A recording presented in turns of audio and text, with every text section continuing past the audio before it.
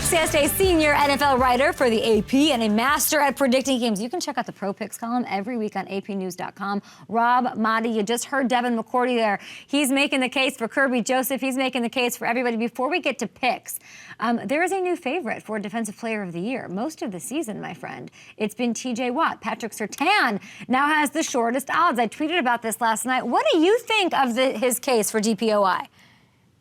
Okay, before we even get to that, nobody's been snubbed for All-Pro because we don't even announce the All-Pro till next Friday. Oh.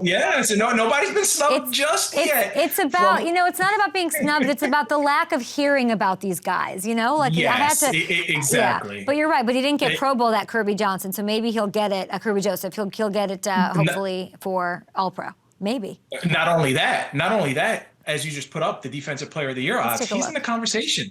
Kirby's in a conversation for that. Patrick Surtain's in a conversation for that. There we go.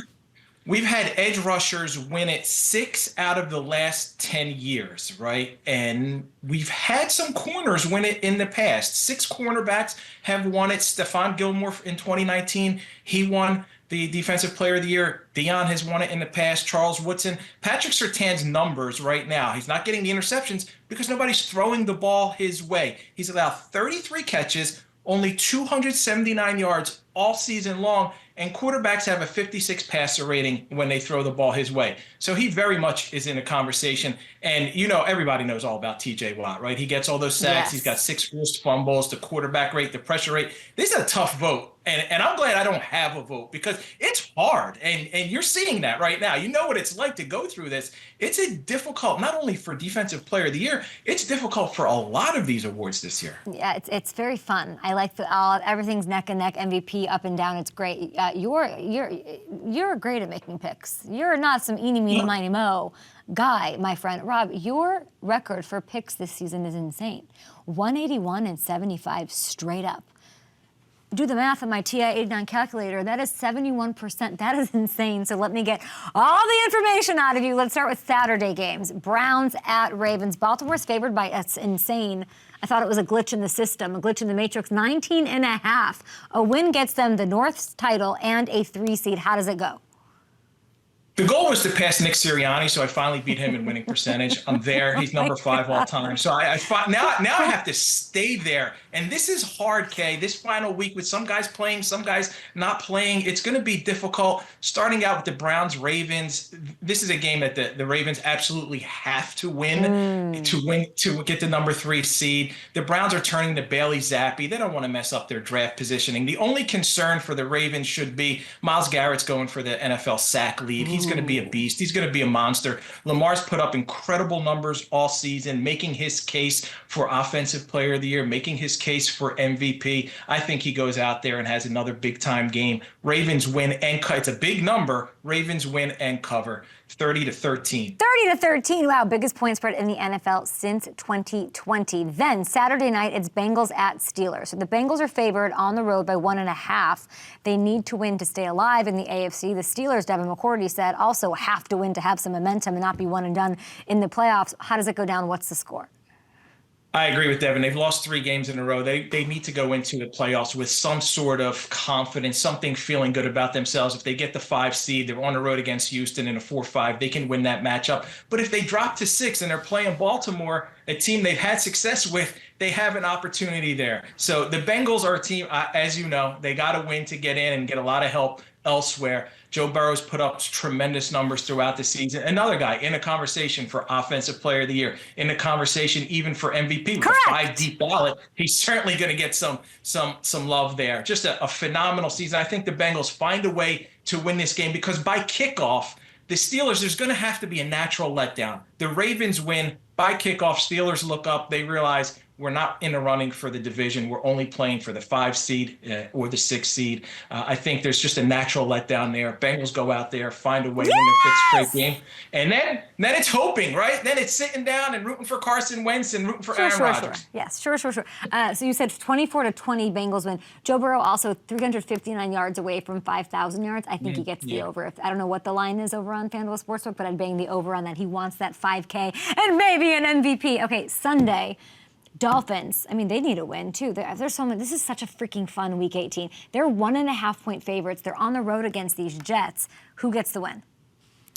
I like the Dolphins despite it doesn't look like Tua's going to play, and some news coming out today doesn't look like he's going to play with that hip injury. They're going to have to go in with Tyler Huntley. The Jets are interviewing Mike Vrabel today. They've already moved on to next season. Aaron Rodgers is going to go out there, get his 500th career touchdown passer. They're certainly going to try and help him get his 500th career touchdown pass, and then he may take a seat on the bench, and it's Tyrod Taylor. The Dolphins absolutely have to win to hold on to slim hopes. I know for your sake you want the Bengals to get in, and you need Aaron to play the whole game, and the Jets have to find a way to win that one for you. But I'm sorry, Kay, I got Dolphins 20-17. Yeah, that would give them 3 straight playoff appearances for the first time in nearly 25 years. That would be wild if they get in. I don't even know how you saw that Tua news. It broke like 20 seconds ago. Coach McDaniel saying very unlikely that we'll see It's in my ear. Tua out. I know, I don't know what kind of machine you're working with, but I love what in the AI is going on over there.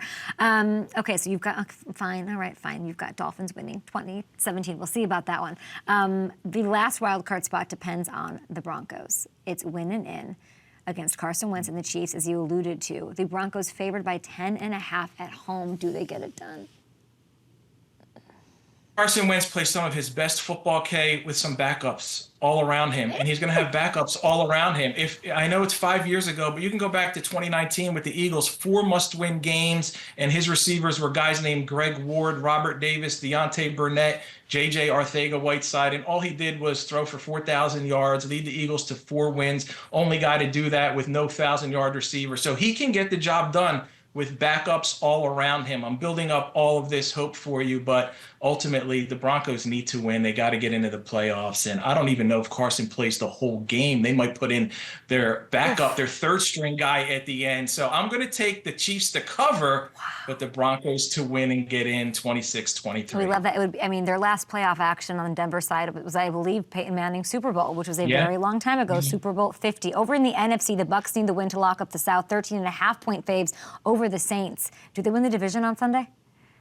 Absolutely. I was in that locker room yesterday, and not only do they want to win the game, they want to get Mike Evans his 1,000 yards so he could be 11 straight years, 1,000 yards. Only Jerry Rice has done that. He needs 85 yards. So I love the Bucs to win the game, 34-17 and cover. But take a look at Mike Evans' over totals for receiving yards. He needs 85. That's a bonus pick for you right there. They're going to go all out and try to get Mike Evans his 1,000 yards. We get a bonus pick out of Rob Maaddi. We love it. We'll take it. Then the final regular season game of the year is the biggest game of all time in the regular season. Sunday Night Football, Vikings at Lions for the 1 seed. Lions favored by 2.5 at home. It's close. Who gets the bye? Who goes on the road for the playoffs?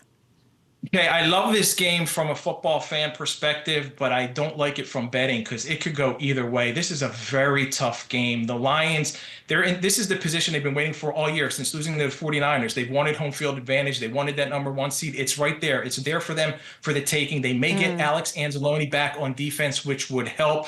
The Vikings have been surprising people all year long. Do they have one more surprise on the road victory left in them? Possibly. I'm taking the Lions to win and cover 30-26. Oh, my gosh. I can't. I mean, Lions back-to-back division titles for the first time since 1954, I'm told, in my ear by my little AI person. Okay, you can follow Rob's predictions on his Pro Picks column every week on apnews.com. Rob Maaddi, thank you for joining me. Stay through the break.